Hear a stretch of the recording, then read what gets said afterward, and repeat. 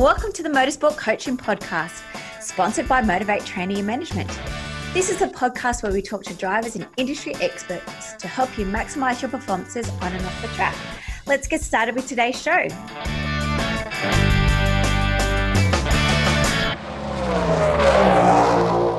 Hi, and welcome to episode 39 of the Motorsport Coaching Podcast. I am your host, Belinda Risley, and today I am joined again by Miss Caroline Anderson, sports psychologist and former Olympian. She's the Director of Performance Edge Psychology and brings over 16 years of experience in both hospital settings and private practice, working with people with mental health issues, elite athletes, business leaders, and organisations. She's worked with the Victorian Institute of Sport, AIS, Cricket Australia, and the AFL Players Association. In today's show, we're going to discuss mental health, what it is, and how you can help. Welcome to the show, Caroline. So, Caroline, welcome back to the show. Thanks for having me, Belinda. It's great to be back. As you previously mentioned, today we're going to be talking about mental health in athletes. But before we get started, for those who did miss episode 36, if you can go through just a little bit about yourself, who you are, your role, and what you do. Okay, great. Well, I'm a registered psychologist and I run a psychology clinic called Performance Edge Psychology in North Balwyn in Melbourne. So here we have a small team and we work with individuals, athletes and the general public wanting to have some assistance either around their performance or wellbeing and mental health. And the way that we approach it is that those three things are really key and interlinked. And so we also do presentations to sporting organisations or businesses around those three areas of high performance, wellbeing and mental health factors. I work with the Victorian Institute of Sport and the Australian Institute of Sport, as well as a few other sporting organisations where I see their athletes specifically, so AFL and the Australian Cricketers Association and so on. So yeah, it's a fun and diverse role, and I feel very lucky every day to come into work and do what I do. Yeah, and of course Caroline will be joining me with the Porsche Junior Driver Development a little bit later this year. So we're looking forward to working face to face with Caroline come around about June time, which will be very exciting for us both. So we are talking on a serious note today around about mental health. What is actually mental health for those that may have some misconceptions around those words, I think? Yeah, I guess, the word can be a bit confusing. Everyone has mental health. Everyone has, a brain and a body, and those things are interlinked. And, sometimes for various reasons, which I'm sure we'll get into, that sometimes people can experience psychological problems, and whether we call them mental health problems or mental illnesses, I guess that's semantics. But, I guess usually what we think about when we think about mental health issues is a cluster of symptoms and signs that indicate that, and they're not just sort of for one day or a couple of days, normally a bit more enduring than that. So over a course of a couple of weeks or a couple of months, depending on what the issue is, when there's a cluster of symptoms, we would generally define them as fitting into a category of being a particular mental health problem, for example. Yeah.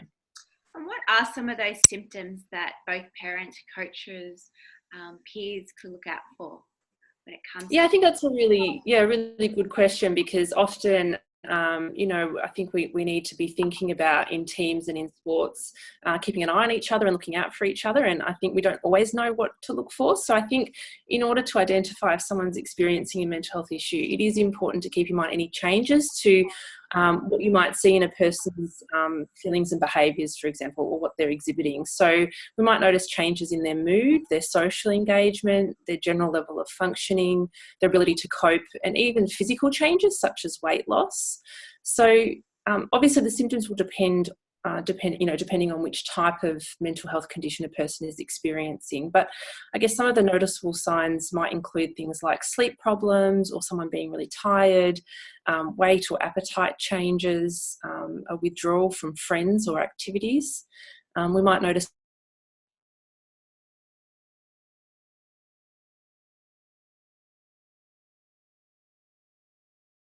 You're frozen. sad or tearful at times, poor concentration. Sorry, you just froze. Sorry. Oh, okay. I'll repeat that. People often about useful something. Sleep withdrawal. You're frozen again. Of sadness or withdrawal. I'm not sure. Just red. Yeah. Okay, I'll resume. So I'll go back from people might No.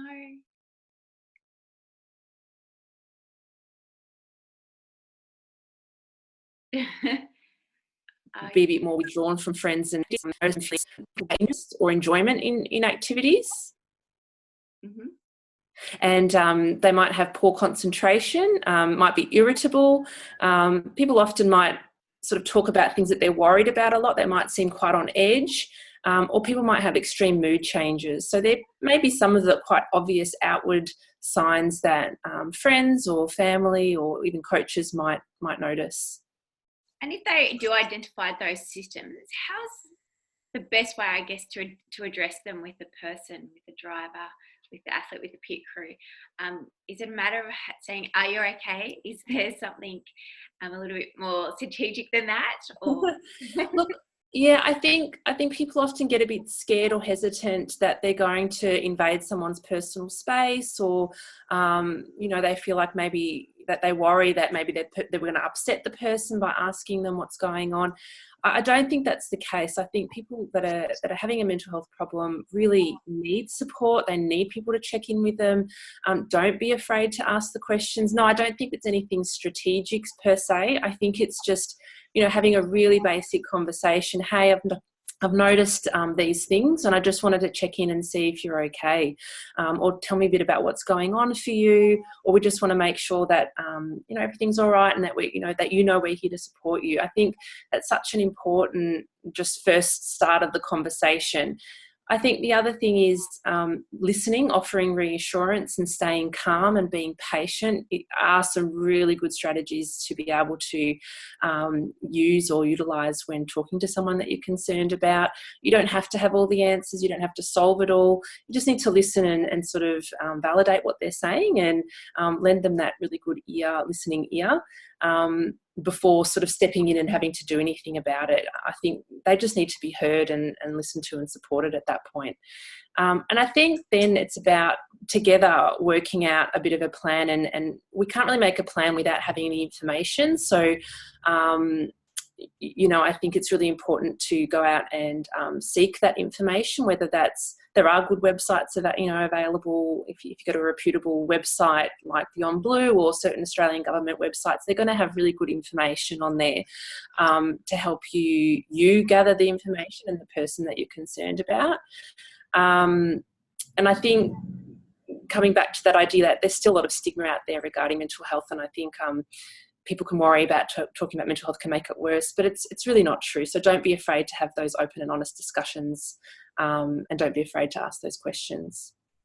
Yeah, so it is about just keeping those lines of communication open, making sure that you're allowing the person know that you're available if they do need to have a chat at any time, going in there without any, I guess, expectations for both parties and without any judgment.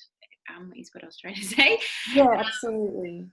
Yeah. And so what causes mental health? Is there certain triggers? You're saying before everyone's got a brain, everyone's got mental health. Is it certain things that occur in our life, or is it lifestyle? Oh, look, it's all those factors. So I guess at a basic level, we talk about biopsychosocial model. So that's looking at sort of the three kind of different areas. So there might be biological factors involved, so things like genetics, hereditary predisposition. And we do know that certain mental health problems do have a tendency to be in families. So that's one. In terms of biological factors, we can have a hereditary or biological predisposition. So we do know that mental health issues can run in families. So that's something just to be, take note of and be aware of. In terms of psychological and social factors, our environment can impact on our mental health. So if there's particular traumas, difficult childhood experiences, or current experiences, so family stress, might be social stress like bullying at school, particular difficult times like VCE can be a very challenging challenging time for young people. It's really stressful. There's a lot of environmental factors that may contribute. Okay, so let's go back to how common is mental health within athletes? Yeah, it's a really good question. Surprisingly, it is quite common. So a study that was completed in Australia of about 250 athletes a few years ago did show quite a high number of 46% of athletes that were experiencing at least one type of mental health problem, which is actually quite high. So depression was found to be the most common with about 27%. Eating disorders was found to be an issue. Social anxiety and generalised anxiety were also up there as sort of shown to be issues within athletes. So I think, athletes are just human like all of us. And so some of those statistics are probably reflective of what's happening in the general population. And do you think that the depression side, is there any data behind what causes these health concerns within athletes? Like, would depression be because of lack of results or pressure? Is there any? Yeah, absolutely. All those factors can absolutely contribute. So some of the risk factors is maybe compounded might be around that intense pressure that you just said to win or maintain results. Injury and illness is a real time of risk for athletes. Times of poor performance. So if someone has an expectation of themselves or from others and maybe has been performing and then their level of performance changes, that can be a risk factor. Also, sport can be stressful. That it's often long hours, late hours, for over many, many years for some athletes. Some athletes have been doing this stuff for a long time. So sometimes it can be a sense of that accumulated stress. Obviously, approaching retirement, there's been quite a lot of stuff in the media lately around retirement and transition as being a real risk factor, in terms of mental health. And there's been a number of sort of high profile examples of that. But I think generally sport over the last couple of years has identified that as an issue and is starting to put in. There can also be, sort of family pressures or social relationships. There can be team dynamic issues that can contribute towards mental health problems, maybe even bullying. And as I said, it's that kind of immense time and energy that we put into sport, and that sort of emotional investment that sometimes can be a pretty heavy weight to carry. Yeah, and as I've previously mentioned in our last episode, that from my knowledge, I don't know of any drivers coming forward saying that they're suffering from mental health or they have. In other sports in the high performance areas that you work in, is there a stigma around about saying, "Hey, I'm suffering," or "Hey, I need help"? Look, that traditionally, of course, there has been. I think it's definitely starting to shift. I mean, we definitely hear, people in the media now coming forward. So if what comes to mind is sports like AFL and cricket as obvious examples, where we do know a few examples where people have spoken up about those issues. And I think it's a really important step to do in order of starting to break down those barriers. People would have no issues standing up and saying, "Oh, I've got an injury that's going to, take me out of the season." But there, I think traditionally has been that stigma around mental health. It's starting to shift. I think there's a lot of training going into athletes and supports now, but obviously it just depends on the background and the sport that they're coming from. Generally, in the public's perception, I think that stigma still exists. So I work with people that are not athletes, and some people still do find it really hard to talk about, even with their friends or family. So I think it's slowly starting to shift. It's much better than it was 5 or 10 years ago, but we've still got a bit of work to do in that area. And Caroline, the two sports you just mentioned there were male dominant sports. As a previous athlete, a female athlete yourself, do you feel like female athletes speak up or they don't because they are mindful about their roles, their responsibility? Sponsorships harder to get, their positions are harder to get, things like that, or Yeah, I don't know if I particularly can comment on that. Yeah, look, I think sometimes female athletes may feel like they've got to keep, sort of something to prove, like you said, or really want to just do the best they can be. But I mean, men want to do that as well. So I'm not sure if there's a difference. I think sometimes it depends on the support and the infrastructure and funding that goes into those sports. So that I guess if I think about AFL and cricket, they do have financially a lot of resources, and I think that means that they do have the training, the ability to recognise these things and the supports around them, that it's safe to be able to talk about those issues. There is a few netballers that have also talked about mental health issues, so that's an example of it being in female sport. But we also have our Olympic sports, where I think people yeah, I'm not sure about the difference. I'm sure it's there. It's not something that I've researched specifically, though. Yeah, no worries. Again, what you just see in the media, I feel like there's a lot more men that have come out saying that they are like male athletes than currently what female athletes do. Thinking that they're more of the nurturing type and they're wanting to withhold it, but maybe we can look into that one. And so how does mental health affect performance? Well, look, I mean, it's going to have some impact at some point, isn't it? I mean, it's kind of, people really obviously would understand that if there's a physical health problem, that's going to impact on performance.